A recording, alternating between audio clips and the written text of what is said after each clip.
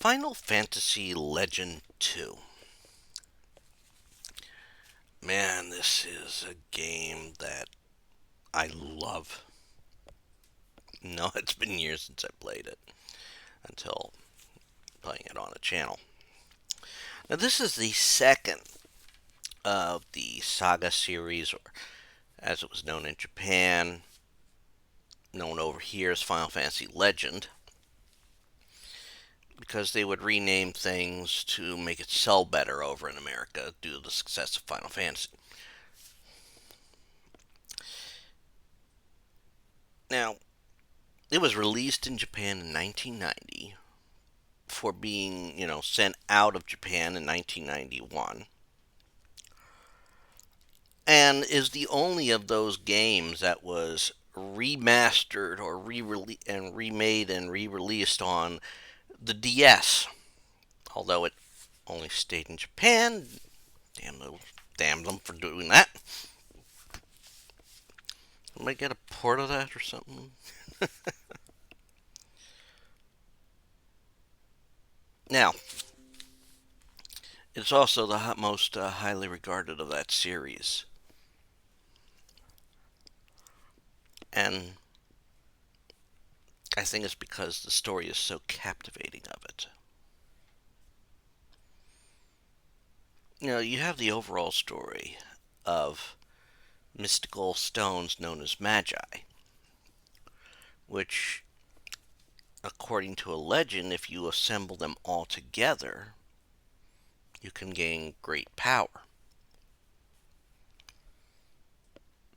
Of course,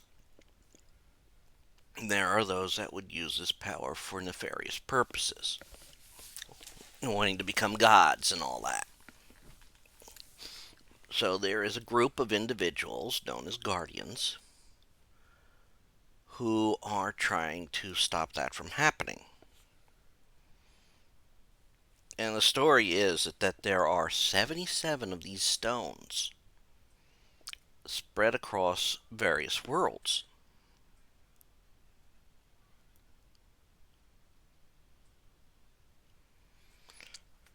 Now,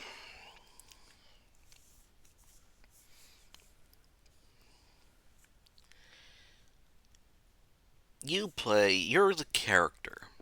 You're the main character. And as is with these games, you had, with the first two games, you had your choice of what your characters could be from the beginning.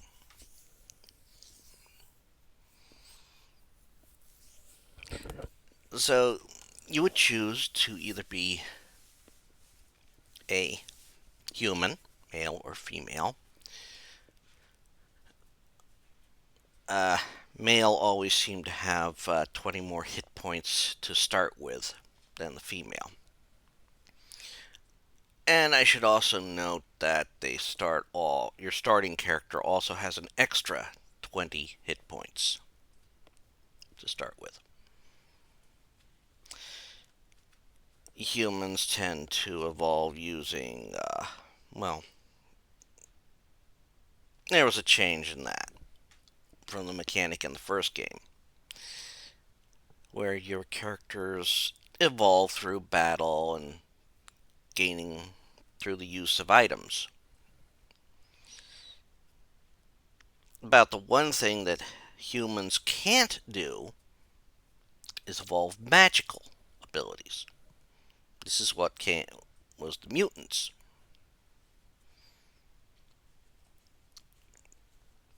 Which, what they develop and what they keep is, you know, bit of luck.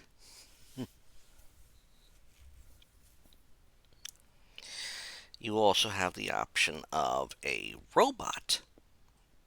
And while they can't use magic, at least in the case of spells,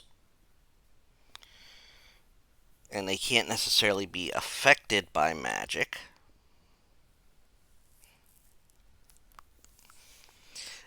the only way you can up their abilities is with the weapons and items you equip them with. Of course, if it's an item that has a limited number of uses, just by equipping them with it, you get rid of half their uses, and unequipping them gets rid of another half.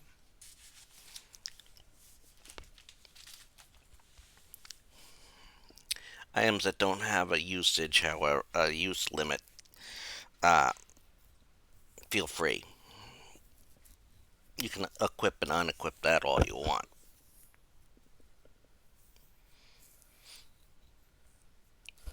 And you also have a monster, which on your opening menu, you have a choice of one of three. Now, of course, after you select your first character, you find out that your father has gone off on another mysterious mission.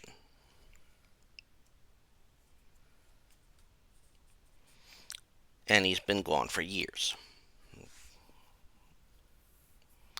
So you decide you're going to leave the hometown, the first world, and find your father.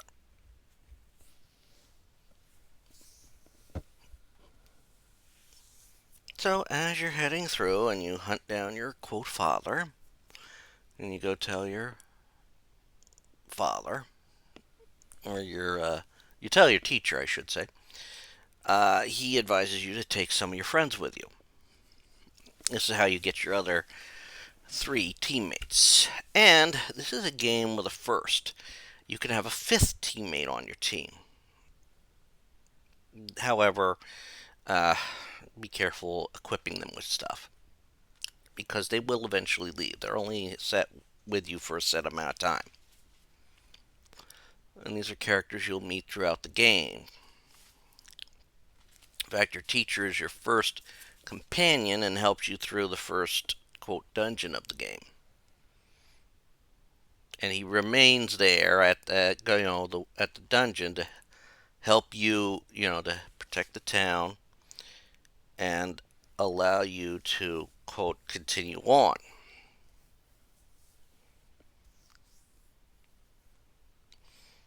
And you also learn that, you'll start learning about the lore of the worlds and all that. It has a memo function that that saves important information for you. And as you work your way through it all, through the first world, you come across the Shrine of Ki, who is a healer. Ends up she's got magi in her body. You travel through the various. You find out that another being named Ashura is trying to steal the magi, gain godhood. He already used some of the magi and becomes a six-armed monster. And Asher is actually a common figure in these games. He's been in, I think if I remember right, he's been in each one of the Final Fantasy Legend games. Although he got seriously demoted. The first game, he's like appears to be a penultimate boss. Then in the second game, he's the big bad you gotta defeat in the second world.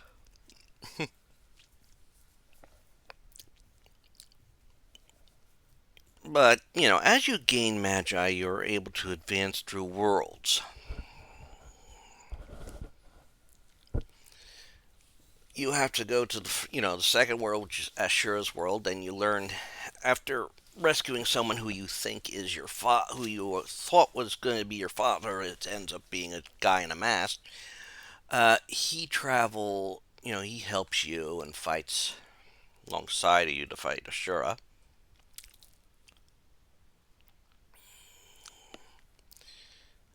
You move on, and after you defeat Ashura, you find out that his forces have invaded Ki, micronized themselves, and entered Ki's body. So you have to do the same by going to the giant world, finding the way to Micro, and go into Ki's body and save her life, and get the Magi in there.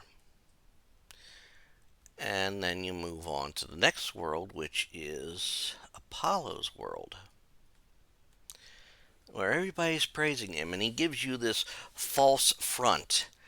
He wants you to think he's not after the Magi. Don't trust him.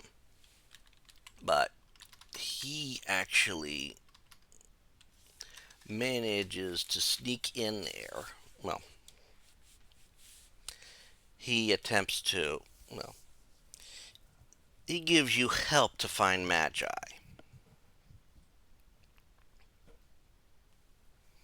Now, as you're working through, Apollo's world, you go to a mountain cave where there is a robot controlling things there. Apparently, a deity type thing. You go into an undersea volcano and a cave that is full of bright light. If you go in there too soon, you'll be blinded. Of course, when you rescue a little girl who got stuck in that cave, you also find out that she and her mother are being sort of for by your father. Of course, this, makes the leader of the team mad, but, now he's like, I gotta find these magi and figure out what in the world's going on here. They go to the next world, which is actually the Guardians' base world. This is where they first, truly learn what's going on. The Guardians are trying to protect Magi from these would-be gods.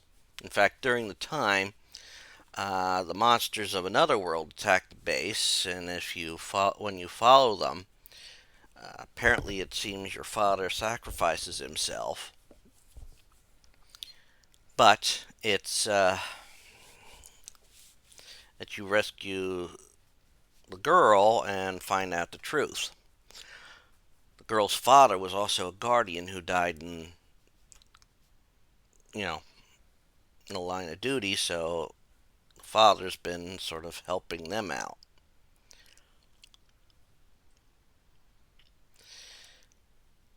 Well, then you enter into to continue on the legacy, and you go to the next world, which belongs to Venus, who is very, very, very, very vain, very, beauty. Only beautiful people are allowed. Any imperfection, and you're tossed out. So of course you have to sort of find out what's going on, go through the sewers to find something, and then of course a volcano arises, so you have to enter into the volcano, get the magi there. And although you're followed by an outcast whose soulmate is about to marry somebody else because Venus decreed it. Get back there, fight them off, and stop that.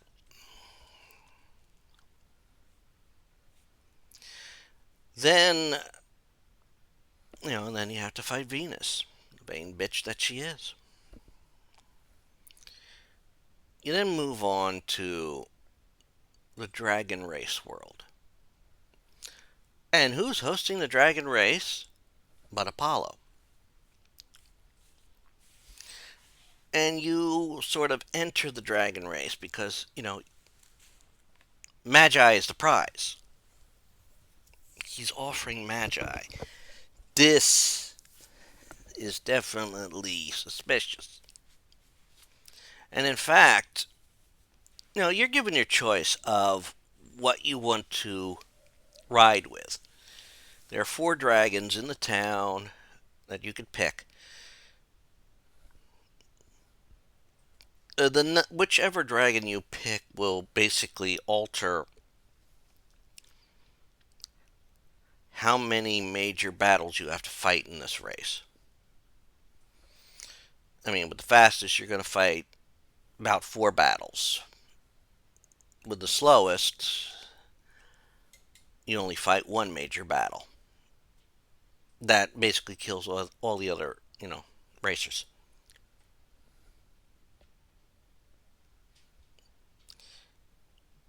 And so, you work your way through the race. And then you head on to the Shogun's world, as they call it. Well, it's actually called Edo in the game.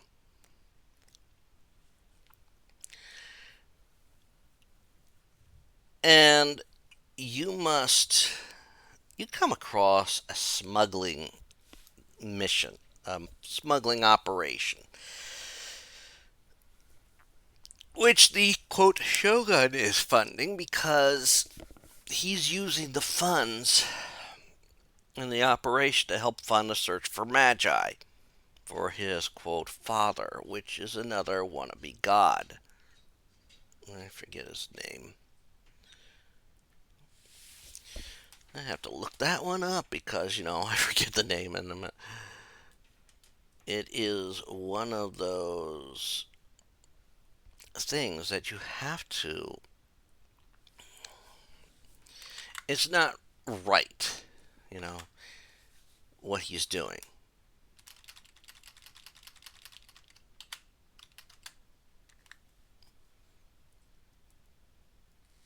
So, you're fighting this guy,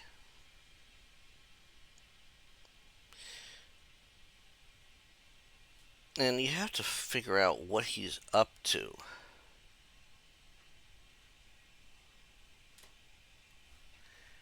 And that's the trick. When you fight this, see if I can find it.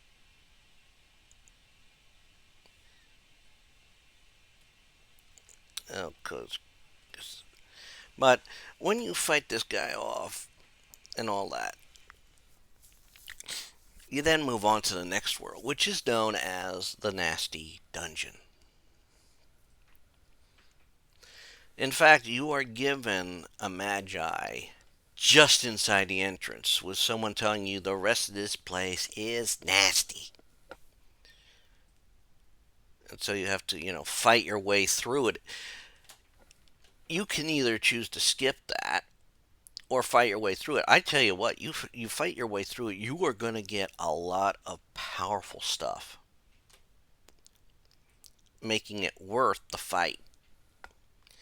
Of course, when you get to the end, you'll run across that same character, a fairy sprite, who says, "Didn't it? Wasn't that place nasty?" And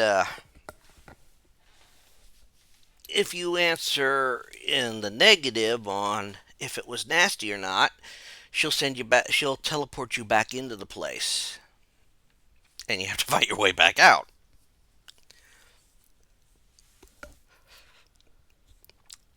It's actually the largest dungeon in this game, according to to various other sources, beating out the central shrine in size, which is actually the last area in the game. But after that, you go to the world of Valhalla. Now, you will encounter, depending on how you play, you're going to encounter Valhalla multiple times in this game, or only once. Because if you fall in battle, you will be transported to Valhalla, and Odin will allow you to restart the fight. The only cost is, yes, you'll have to fight me later, and I'll be a bit tougher.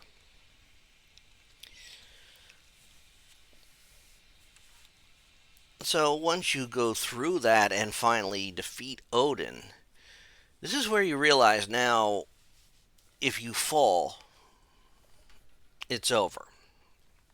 You have to restart from your last save,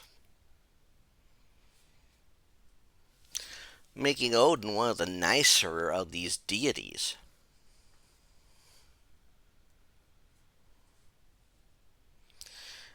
And then you enter the final world, the final dungeon. And, of course, before you go any farther in this world, you end up facing off against Apollo.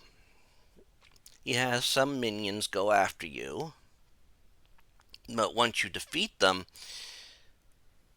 he brings back all those people that you've been helping throughout the game and threatens their lives, forcing you to give up the Magi.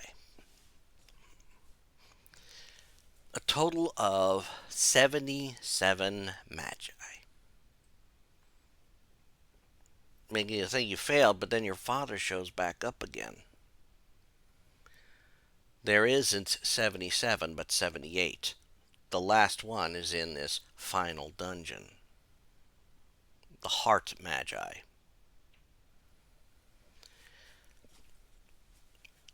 So you must fight your way through another nasty dungeon,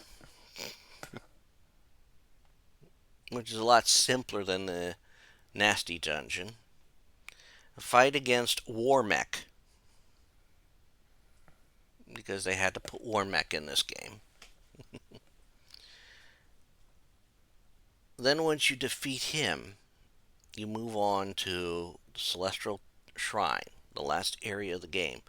And Apollo has put together the Magi. This is now... You get about 4 or 5 rounds against him without him doing much damage. He doesn't even fight you at all. Once he starts fighting, however, he has great power. And so you have to, hopefully you have enough stuff to help keep you alive. But towards the end, the fact that the Magi was incomplete starts affecting him. His body is destabilizing.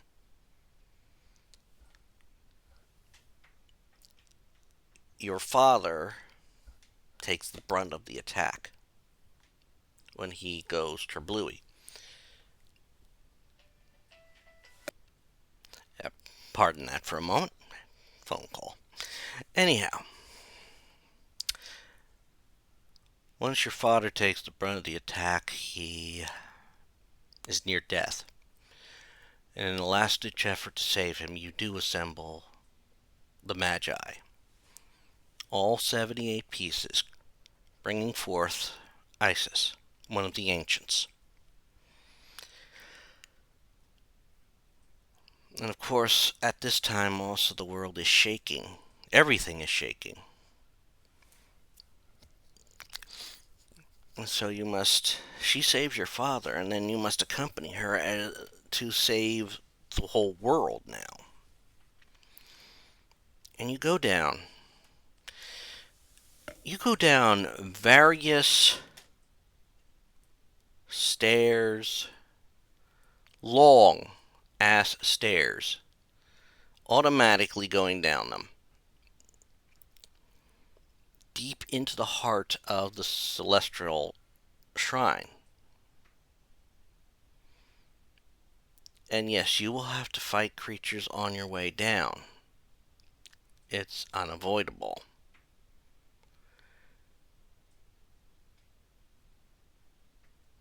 And eventually, once you get down to the very bottom, you'll enter a maze-like area. And you'll have to make your way up, fighting all sorts of creatures, including a creature that has probably one of the best weapons in the game. It's known as the Seven Sword. Of course, getting that sword is a trick.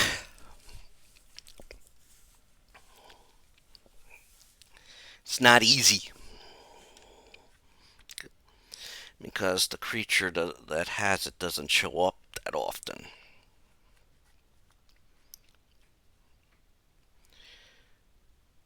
You will eventually come up across, when you do all this, 2 things known as the Arsenal. This is the security system in this shrine. And so you must now, they're malfunctioning, so you must kick their butts. ISIS handles the one, you and your team have to handle the other. This is a very, very tough battle, and it's in 3 phases. Phase 1, it will attack with its 4 cannons, which as you deplete its hit points, it will damage the cannons. And you have a certain amount of turns to destroy them all in. Because once you destroy one, it starts working to repair it.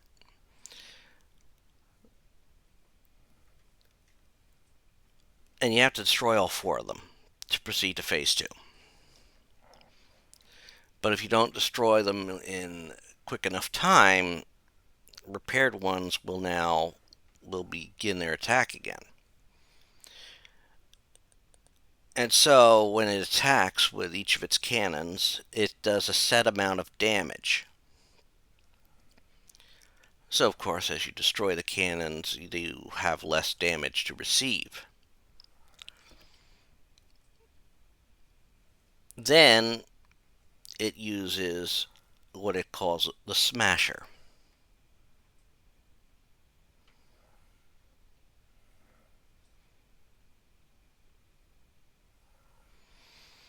This actually will only attack one person at a time. So this is a good time to use anything that will heal the party up as a group, while still trying to do massive amounts of damage to this thing. And after that comes the Smasher. You know it's bad because it has the on it. And the front panel of Arsenal opens up to launch this thing. It does a good deal of damage, though. The random number, the RNG is better. You hope it's on the good side there. And then, when you survive that battle, the game is basically over. Isis tells you that she has to remain there until things are back and working, and then she will return to her Magi form. So that the next time she is needed to do this, those who are destined to get her back together and take her down there will do so.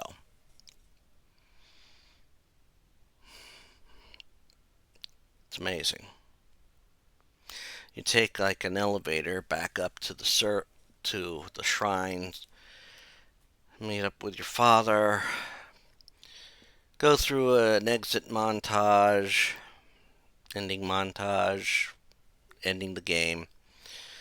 Of course, now, right at the end, your father's about to head out again. He's looking for the Lost Ark this time. Like, I'm going with, and so does your mother because, she's tired of worrying about everybody. And that ends the game. This is a fun entry in this series. It is the high point of the 3 games. It's also, I think, the first Final Fantasy Legend game I wrote a walkthrough for many, many, many years ago, I think it was.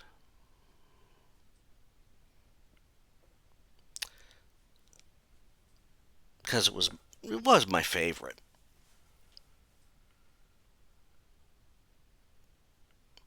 I did 2, 3, and then 1. I know it was an odd order to do them in. But, yeah, this was the best of the franchise, in my opinion. I liked replaying it. Yeah, it'd been years and I'd forgot some of the difficulties with the random number generators and that, but I still made it through and I'm glad I replayed it. If you ever get a chance to play this game, you can. It's available on Steam. It was first available on for Nintendo Switch because the games were initially released on the Game Boy. It's known as a collection of SaGa. Definitely get it. Definitely play it. It's worth it.